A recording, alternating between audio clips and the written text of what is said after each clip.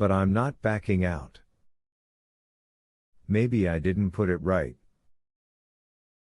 I'll say you're not backing out, the general said vexedly, not even wishing to conceal his vexation.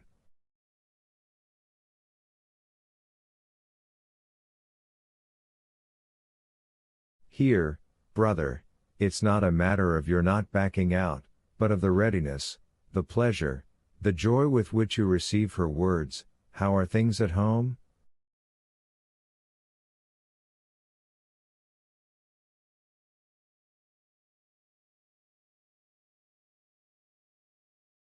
At home?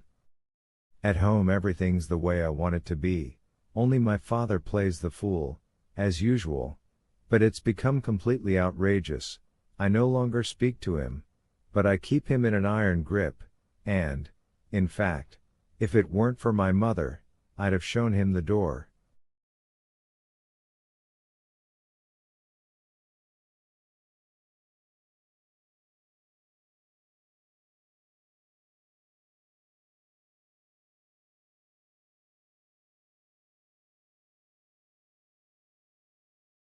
My mother cries all the time, of course, my sister's angry, but I finally told them straight out that I'm the master of my fate and at home I want to be, obeyed.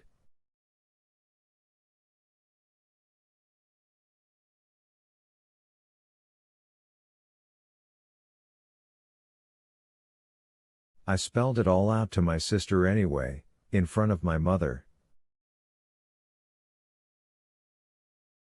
And I, brother, go on not understanding, the general observed pensively, heaving his shoulders slightly and spreading his arms a little.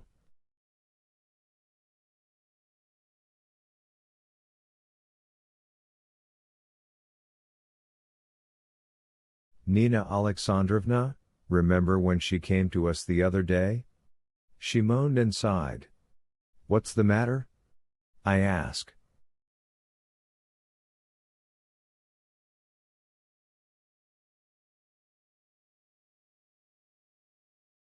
It comes out that there's supposedly some dishonor in it for them. Where's the dishonor, may I ask? Who can reproach Nastasia Philippovna with anything or point at anything in her? Is it that she was with Totsky? But that's such nonsense, especially considering certain circumstances.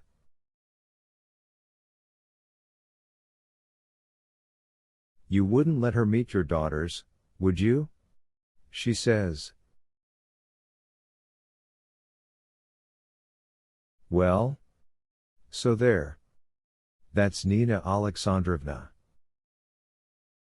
I mean, how can she not understand it? How can she not understand? Her position? Ganya prompted the faltering general. She does understand it, don't be angry with her.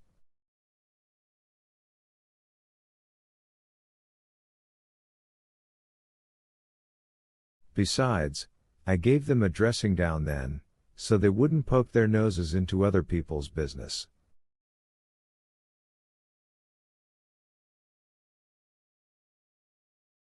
And anyhow, so far things are holding together at home only because the final word hasn't been spoken. That's when the storm will break.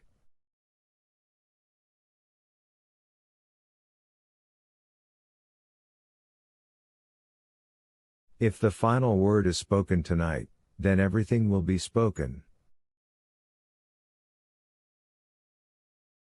The prince heard this whole conversation, sitting in the corner over his calligraphic sample.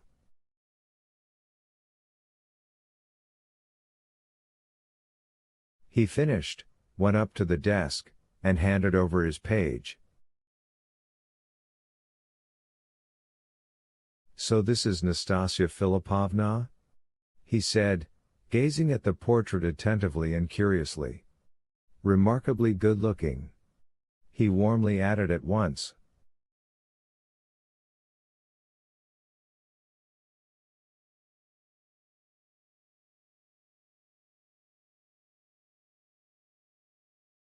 The portrait showed a woman of extraordinary beauty indeed. She had been photographed in a black silk dress of a very simple and graceful cut. Her hair, apparently dark blonde, was done simply, informally.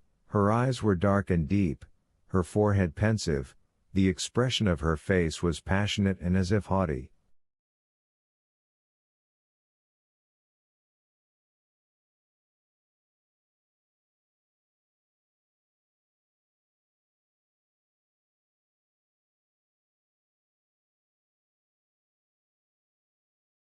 Her face was somewhat thin, perhaps also pale. Ganya and the general looked at the prince in amazement.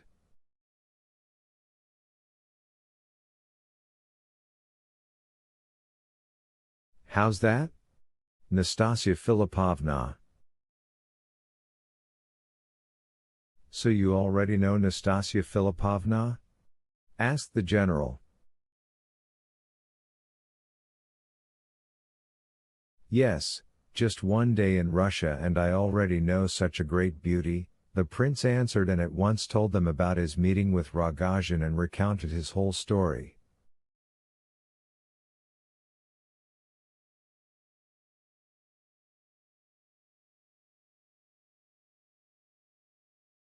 "Well, that's news."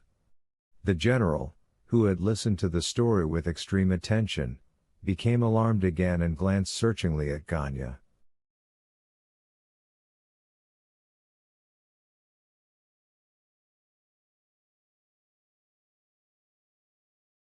"It's probably just outrageous talk," murmured Ganya, also somewhat bewildered.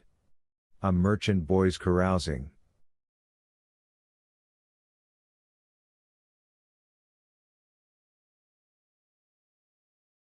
"I've already heard something about him." "So have I, brother," the general picked up. Right after the earrings, Nastasia Philippovna told the whole anecdote. "But now it's a different matter. There may actually be a million sitting here in a passion, an ugly passion, if you like, but all the same it smacks of passion, and we know what these gentlemen are capable of when they're intoxicated."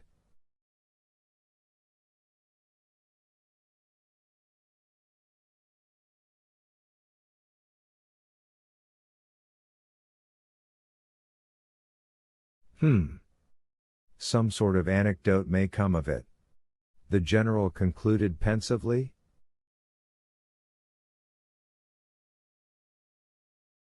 "You're afraid of a million?"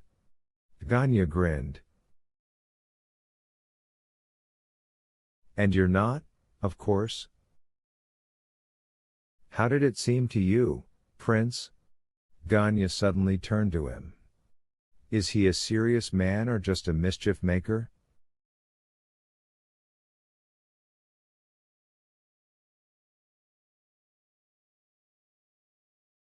"What's your personal opinion?" Something peculiar took place in Ganya as he was asking this question. It was as if some new and peculiar idea lit up in his brain and glittered impatiently in his eyes.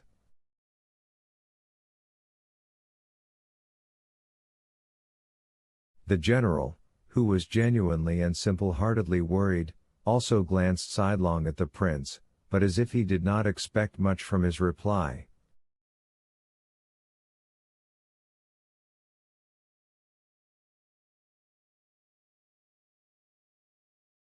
"I don't know, how shall I put it," replied the prince, "only it seemed to me there's a lot of passion in him, and even some sort of sick passion."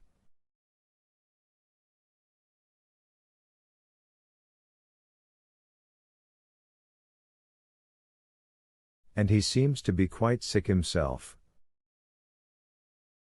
"It's very possible he'll take to his bed again during his first days in Petersburg, especially if he goes on a spree."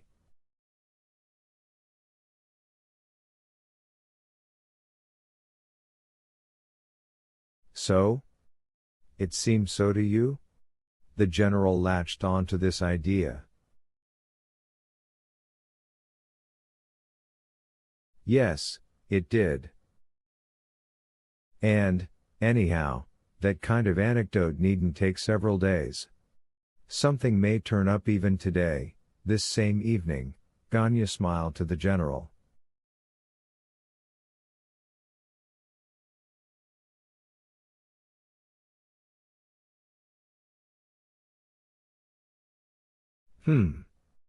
Of course so it may, and then it all depends on what flashes through her head, said the general.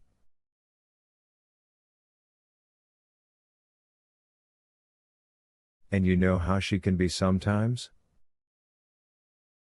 How do you mean? The general, who by now was extremely disturbed, heaved himself up.